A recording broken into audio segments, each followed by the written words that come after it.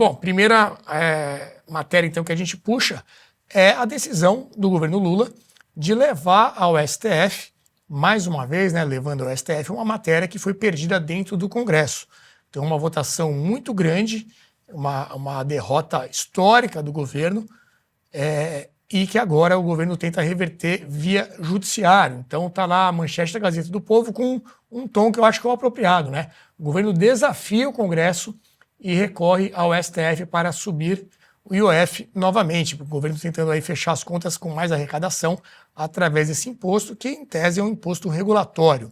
Começo aqui com o Lobauer. Não sei se você se adentrou na questão técnica, né? Se realmente tem sentido, tem argumento para o governo apelar ao judiciário. O argumento do governo é que não poderia o Congresso derrubar esse decreto, que é uma atribuição do Executivo, mas o fato é que, pelo conjunto todo da obra, é uma situação muito delicada que a gente vê hoje nesse embate entre os poderes, né? Sem dúvida, é mais uma vez, mais um exemplo da inoperância do Executivo, da fraqueza do Executivo. A gente achava que ele ainda tinha alguma força em função da chantagem que vem fazendo há um bom tempo com o Legislativo quando se trata de emendas, liberação de emendas, etc. É mais uma demonstração de que esse governo depende total e absolutamente do Judiciário. Essa aliança tácita que a gente costuma comentar aqui no programa, que esse governo, desde que começou, se é que pode se considerar um governo, ele depende absolutamente do Supremo Tribunal Federal para fazer o que ele bem entende, senão não faz nada. A medida é uma medida absolutamente emergencial, mas desesperada, cujas bases, a gente também já comentou muitas vezes, não fazem o menor sentido porque a sociedade não tolera mais aumento de impostos como a gente tem visto, ainda mais dessa maneira, por decreto. E ainda mais em processos do modelo financeiro, né, da taxação obrigatória no modelo financeiro. Então, assim, é uma combinação de ações que se repetem, equivocadas e que demonstram a absoluta inoperância do Executivo brasileiro. O que contribui para o desequilíbrio cada vez maior entre os poderes, uma confusão no Legislativo, porque o Legislativo a gente até conseguia, às vezes, medir. A gente até achava que isso pudesse passar, porque as condições de negociação fisiológica estavam dadas para que pudesse passar, mas eu imagino que, de alguma maneira, está claro que a sociedade não aguenta mais aumento de imposto, ainda mais dessa maneira, então o Legislativo tem que recuar. E aí não cabe outra alternativa ao governo que não seja levar para o seu cada vez mais forte parceiro, que é o Judiciário. Então é o que está se verificando. E eu tenho a impressão que o Judiciário vai levar adiante para o lado do Executivo, o que seria uma verdadeira tragédia para aumentar esse fosso entre as relações entre os poderes e a crise institucional brasileira. Daqui para frente, acho que nós vamos comentar isso adiante, mas daqui para frente até o final do ano que vem, a gente vai ver o governo, o Executivo pelo menos, forçando essa agenda. Ele não vai recuar, acho que ele não vê outra alternativa, ele vai acelerar, ele vai dificultar essa eventual coordenação e o respeito entre os três poderes. Então é um exemplo emblemático, realmente. O IOF chegou para abalar ainda mais as estruturas institucionais. Pois é. Vamos ouvir então o que disse o AGU, né, da Advocacia Geral da União, que é quem fez essa representação lá no STF, o Jorge Messias, né, o famoso Messias de outras histórias aí do passado, ele justificando então esse movimento do governo lá no Supremo Tribunal Federal. E a avaliação técnica dos nossos advogados, e que foi evidentemente submetida ao senhor Presidente da República, foi que a medida adotada pelo Congresso Nacional acabou por violar o princípio da separação de poderes. Então, qual foi a medida que nós adotamos nesse momento? A Advocacia Geral da União apresentou uma ação declaratória de constitucionalidade. Nesse sentido, considerando que a ação declaratória de constitucionalidade visa exatamente preservar a integridade, a rigidez do ato praticado pelo chefe do Poder Executivo, a conclusão lógica é que este decreto continuaria válido, portanto, ele não poderia ter sido de modo algum suspenso por ato do Congresso Nacional. Luiz Felipe, a gente vê bastante a oposição reclamando, né, de invasão de poderes, às vezes do judiciário querendo legislar, ou também do executivo se metendo onde não deve. E agora quem está reclamando é o próprio governo, dizendo que o Congresso invadiu os poderes da presidência da República ao derrubar esse decreto. Qual que é a tua visão? É uma piada essa colocação da AGU e desse porta-voz aí, do tal de Messias. É uma grande piada. Vamos entender o porquê que é uma piada. Porque o PDL, que é um projeto de declaração legislativa, um projeto de decreto legislativo, desculpa, projeto de declaração legislativa, de decreto legislativo, um PDL, ele é muito mais difícil de você conquistar com a amplitude dos deputados. Você precisa de uma maioria formada e só existe dentro do contexto parlamentar. O executivo é uma mera parcela da opinião pública, não é toda a opinião pública. Então, quem é a opinião pública representada é o parlamento. Por isso que os PDLs, eles têm, na minha opinião, e é assim que deveria ser o intento do Constituinte, é assim que são as boas constituições, eles dão a soberania do parlamento em cima de uma parcela menor da opinião pública que é o executivo. Então, se o executivo faz um decreto e esse decreto não pode ser revogado, isso é ditadura. Isso é ditadura. Então, o que a AGU e o Messias estão defendendo é a ditadura. Né? Ou seja, qualquer decreto, vamos governar por decreto, então vamos passar aí declarações aí decretos do executivo e pronto, ninguém pode questionar, não podemos fazer um PDL, um decreto legislativo, contrário a qualquer coisa que venha do executivo. Acabou, infinito, acabou, não tem mais volta. Então é isso que a gente precisa entender. Né? Fazer um PDL é muito mais complicado que fazer um decreto do executivo. Né? Fazer um decreto legislativo é muito mais difícil do que o executivo. É por isso que ele tem soberania, por isso que ele tem a supremacia em cima do executivo. Seria uma grande falácia se o judiciário, falando em separação de poderes, em democracia, de dar valor ao executivo. Se ele dá valor ao decreto do executivo, ele está dando valor a uma ditadura, modelo ditatorial. E é isso que ninguém está esperando nada a não ser isso do judiciário. Iria me espantar muito se esse judiciário votasse a favor do decreto legislativo da Câmara. Né? Então, isso aqui é importante a gente colocar aqui. Agora, eu vou deixar um ponto aqui que é importante. Nós temos que entender o seguinte: se isso der sequência, que já tem sido o modus operandi do governo, da sequência, o próprio judiciário é culpado dessa instabilidade toda, dessa ingovernabilidade, do fato de ter instabilidade jurídica, ter instabilidade fiscal, de você vai ou não vai investir. Como é que fica se a regra do jogo nunca é fixa? Né? Se a gente venceu em limitar o poder executivo, que era nocivo à população brasileira, os investidores, a economia, dá um alívio. Fala, puxa vida, ainda bem que existe lá um legislativo que consegue se mobilizar de vez em quando para limitar o poder executivo. Agora, se o judiciário está sempre intervindo a favor do executivo, nós não temos estabilidade nenhuma. Isso tem um reflexo muito negativo em toda a economia. E agora a questão do IOF. O IOF é um absurdo. Esse imposto nem deveria existir. É um imposto de controle, não tem função nenhuma. Então, vocês são favoráveis a ter controle do fluxo de capital, como eles estão colocando aqui? Nós não podemos justificar a existência desse imposto, normalizar a sua existência e debater se tem que aumentar ou diminuir a alíquota. Ele tem que deixar de existir. O capital tem que fluir livremente. Toda vez que você coloca um IOF em cima de qualquer fluxo de capital, você encarece o custo do Brasil. E se você fica mexendo toda hora, você aí cria um outro custo, que é o risco. O Brasil aumenta mais, porque você não tem previsão nenhuma. Se você encarece o financiamento de tudo, isso reflete no custo de vida de cada cidadão. E é isso que é o ponto aqui que eles não estão entendendo. Os dobramentos econômicos, eles não entendem. Ou entendem e não estão nem aí. Eles estão só olhando a parte de arrecadação fiscal. É isso que é fundamental a gente comunicar aqui.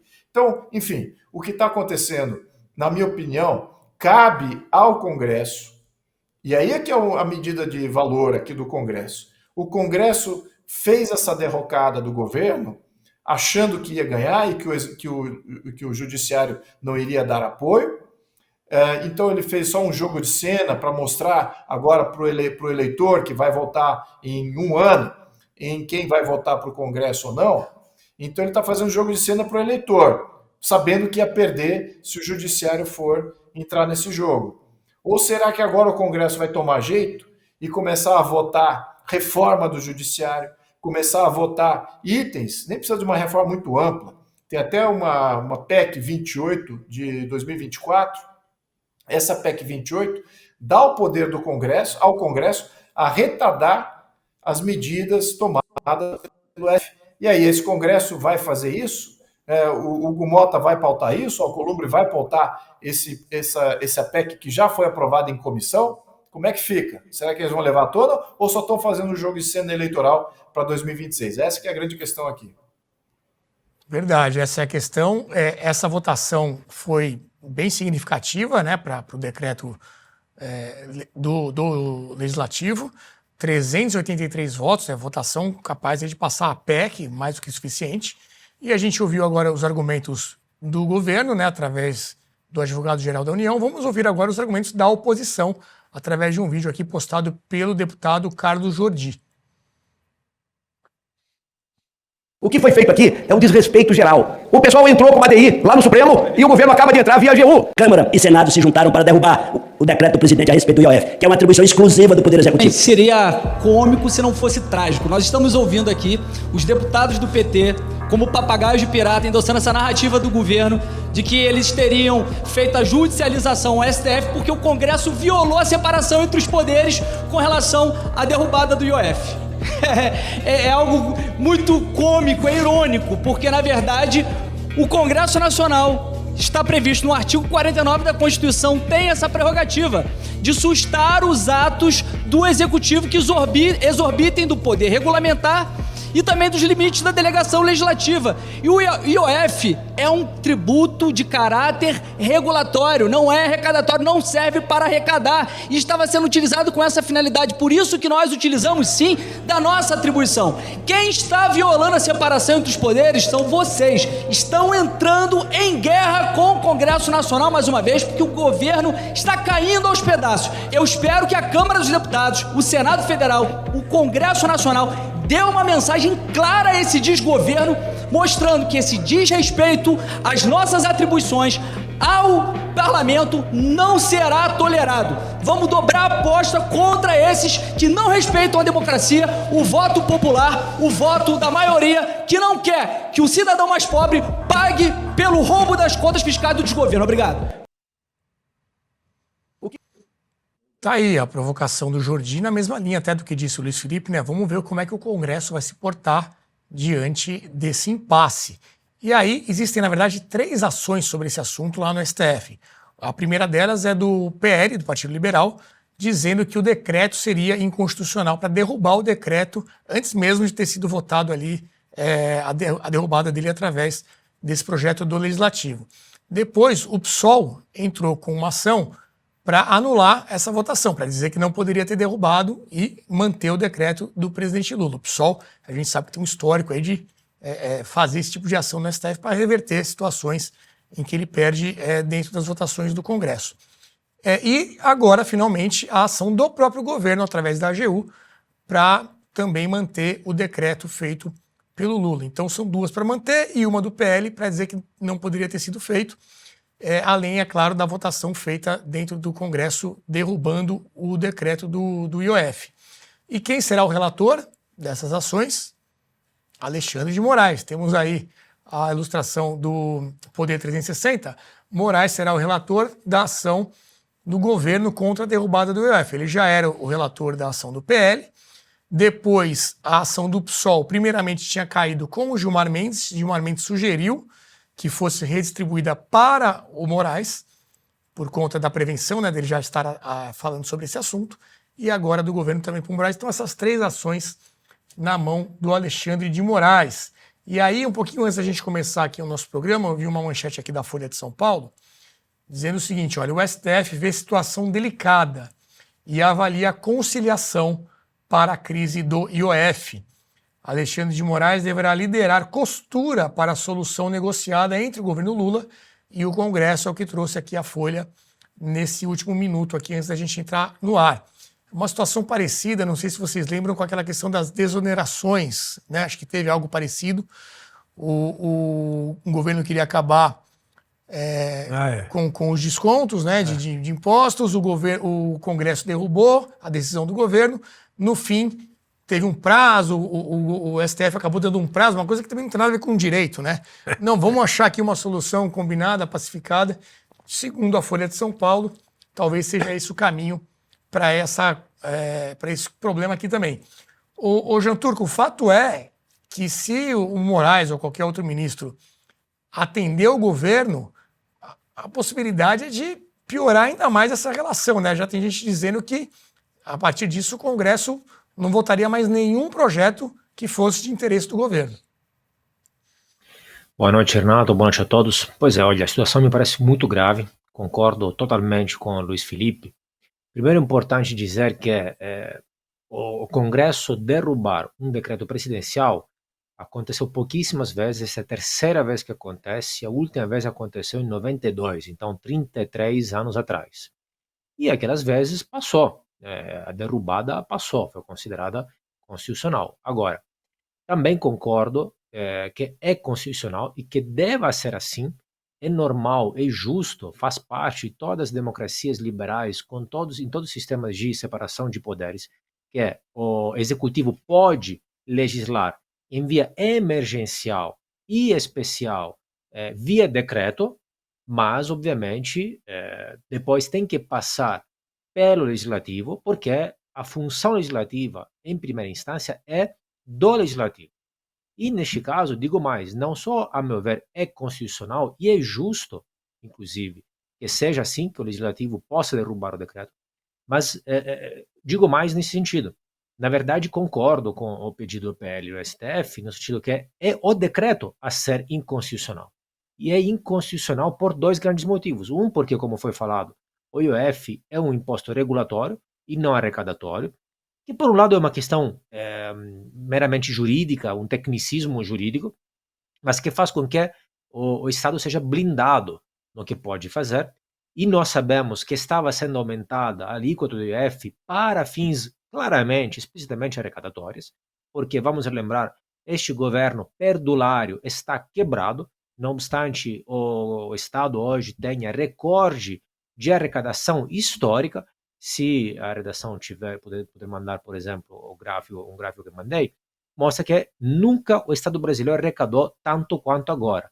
Estamos numa ascendente, numa curva de crescimento exponencial de arrecadação de impostos. Então, a sociedade, a economia, pagando sempre mais impostos para custear, para bancar um leviatã, uma casta política sempre mais cara, e mesmo assim o Estado não consegue fechar as contas. Então, é claramente para fim arrecadatório. E, em segundo lugar, é inconstitucional este decreto também porque eles podiam até aumentar a alíquota. Até aqui, ok. Mas eles, tecnicamente falando, mas eles não podiam gerar um fato novo, que é o chamado, tecnicamente se fala de risco sacado. É um tecnicismo, etc. É uma antecipação de deveres e de recebíveis que o ministro da Economia está considerando como uma movimentação financeira e, por isso, cairia o IOF também em cima disso. Então, duplamente inconstitucional. Se tivesse um STF que julgasse de forma técnica, imparcial, etc., este decreto presidencial seria considerado inconstitucional. Não tenho nenhuma esperança que isso possa acontecer. Ainda há uma jogada política aí, uma mentira política, porque eles falam que o IOF é pago só pelos ricos nas movimentações financeiras, no exterior, para quem detém capital, etc. O que tecnicamente não é verdade. Por quê? Quando você considera o efeito a cascata do imposto do IOF, assim como todos os outros impostos, o que acontece? Isso vai aumentar o custo do crédito. E a cascata, todo mundo vai pagar a conta. Mesmo quem pega dinheiro emprestado para pagar a geladeira, prestações, etc., tal, o que for, vai, afinal das contas, pagar mais caro por culpa também do aumento do IOF. Então, não é verdade que é uma questão de justiça tributária, como o ministro está falando, etc. É só para bancar um Leviatã que não cabe nas contas. Ainda, sobre a questão obviamente, do STF. Tudo indica que sim, pode ter que tenha uma costura aí, política, mas também não sou tão otimista. Por quê? Tem dados que mostram que o STF decidiu em 89% das vezes a favor do executivo, a favor deste governo. Em 2023 e 2024, de 111 ações, o STF decidiu 98 vezes, se não erro, 89% das vezes a favor do executivo. Foi feito um estudo calculando quanto essas decisões favoreceram, em termos econômicos, o Estado, em termos de não dever desembolsar e dinheiro que foi embolsado, e aí se calcula até 1 trilhão de reais de favores feitos do STF para o Executivo. Ou seja, já estaria 1 trilhão de vezes quebrado este Executivo. Não caberiam as contas. Então já fizeram vários favores. Tudo indica, obviamente, o STF também, de novo, essa vez, vai decidir dessa forma, em favor do Executivo. Agora, último ponto é, o Congresso, sim, é verdade que neste caso derrubou o decreto porque é inconstitucional e porque geraria um impacto econômico para a população enorme, mas também o Congresso não é este grande guardião do orçamento público, etc. No mesmo dia dessa votação, da derrubada do IOF, o Congresso aprovou, as duas câmaras aprovaram o aumento de deputados, que também terá um impacto econômico, mais ou menos alguns estudos mostram cerca de 120 milhões por ano. E também o Congresso está fazendo isso, em parte, porque está jogando com as emendas, porque o Executivo não está liberando todas as emendas prometidas para os parlamentares, e também porque, em vista de 2026 como ano eleitoral, eles sabem que pega mal aumento de impostos. É verdade, a gente vai falar disso, né, de aumento de gastos através desse aumento aí de número de deputados.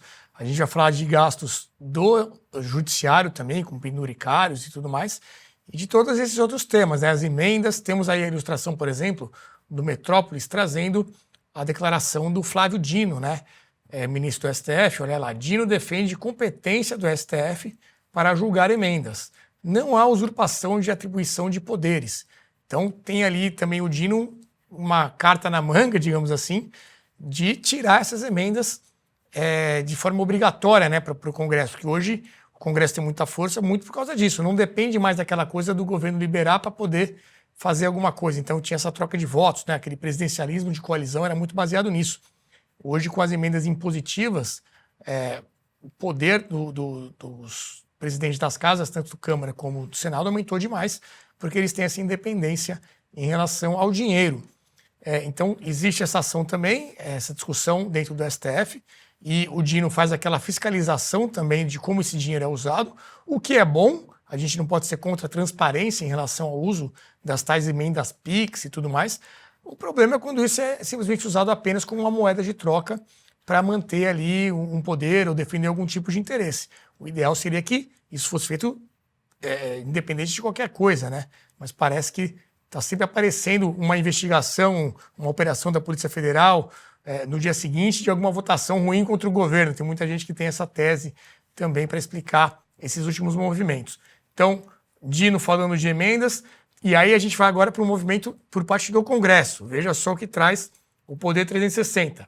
Hugo Mota cogita colocar Nicolas Ferreira no comando da CPI do INSS. É verdade, ninguém mais fala do INSS, né, daquela fraude É um escândalo que foi passando o tempo, ninguém foi preso, não aconteceu nada demais, a imprensa também deixou esse assunto de lado, mas existe uma CPI para ser instalada, ainda sem relator, ainda sem presidente, e agora com essa guerra aí deflagrada, segundo o Poder 360, o Mota estaria cogitando colocar o Nicolas, que a gente sabe o posicionamento, a força que ele tem, para ser o comandante dessa CPI.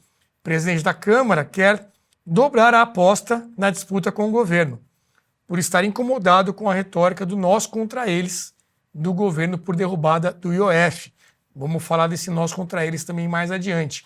Então, ou seja, a definição de quem vai tocar uma CPI, de um assunto muito importante, também não é definida naquilo que é o melhor para descobrir o que aconteceu, para ir atrás dos culpados. Não.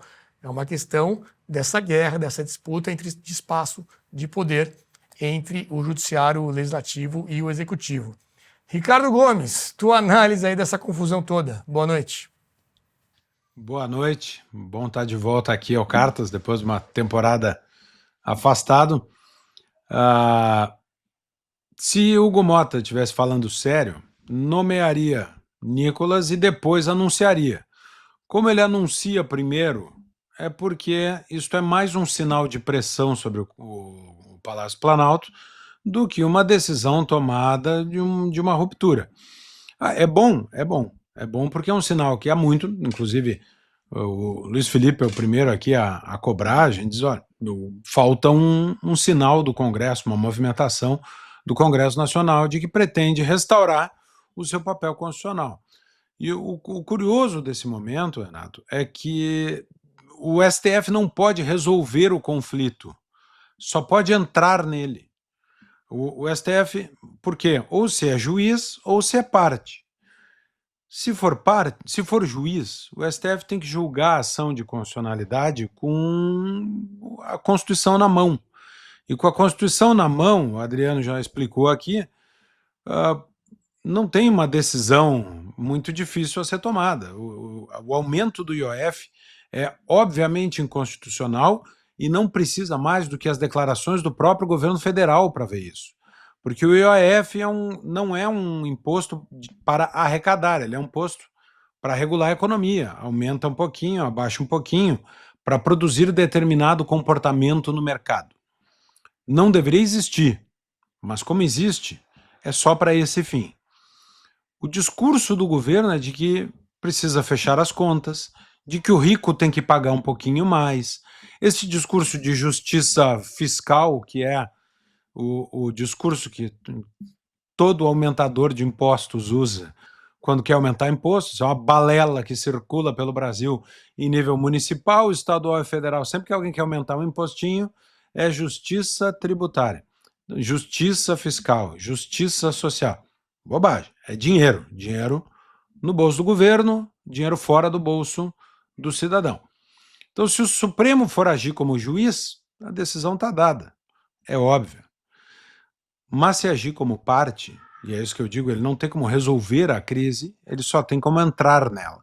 Porque como juiz, temo que não vá agir. O Jean Turco falou, não temos essa esperança. Vai decidir para quem? Vai decidir a favor do governo? Vai entrar na crise. Ele não resolve a crise entre o governo e o Congresso, ele entra. Então é um momento de desarranjo total entre executivo e legislativo, e o sinal do Mota é esse, ó, tem um problema aqui. O Flávio Dino já tomou para si a discussão sobre as emendas e foi negociar uma regra de emendas. Ou seja, o Supremo está agindo como um poder político, eles já disseram, já há declarações de ministros dizendo que agora deixa de ser um poder técnico jurídico para ser um poder político. Essa negociação do IOF não pode ser outra coisa que não política. E, portanto, ela é absolutamente vergonhosa e inconstitucional. Por quê? Porque ou a Constituição dá razão ao Congresso, e ela tem que valer, ou ela dá razão ao Executivo, a Lula da Silva, e ela tem que valer. A negociação significa o Supremo está disposto a abandonar o texto constitucional em favor de uma construção política. Ou seja, azar da Constituição, azar do papel de guarda da Constituição que compete ao Supremo Tribunal Federal, vamos entrar na solução política aqui, vamos para a negociação. Não tem como dar certo e não tem como produzir algo que seja duradouro, sustentável, constitucionalmente rígido, para contribuir para baixar a temperatura do conflito entre os poderes. Outro problema é esta conciliação, ela consegue resolver o drama fiscal do Brasil? Porque o aumento do IOF sequer cobre o buraco do déficit das contas. Ele já é um paliativo. Bom, o Supremo, se negociar, se a negociação for exitosa, vai ser algo no meio do caminho. Ou seja, continuaremos com o problema fiscal. O governo aí diz, bom, isso é só para os ricos, nós vamos falar disso depois. Outra questão é, o governo diz, bom, então vou mexer nas emendas. As emendas são 2% do orçamento. E essa é quase uma cortina de fumaça cada vez que se fala em cortar custo no Brasil. Alguém diz assim, o Congresso, mas o Congresso gasta as emendas. Sim, 2% do orçamento. Não deveriam existir as emendas. Não deveriam existir as emendas. E se tornaram um problema. Se conceitualmente não eram um problema, elas se tornaram na prática um problemão para o Brasil. Mas é um problemão de 2%. O governo federal se esconde atrás de uma pedrinha de 2% para não mover a montanha de 98% da receita corrente líquida, que deveria sofrer corte de gastos. Então, vai resolver a crise entre os poderes só pela via negocial.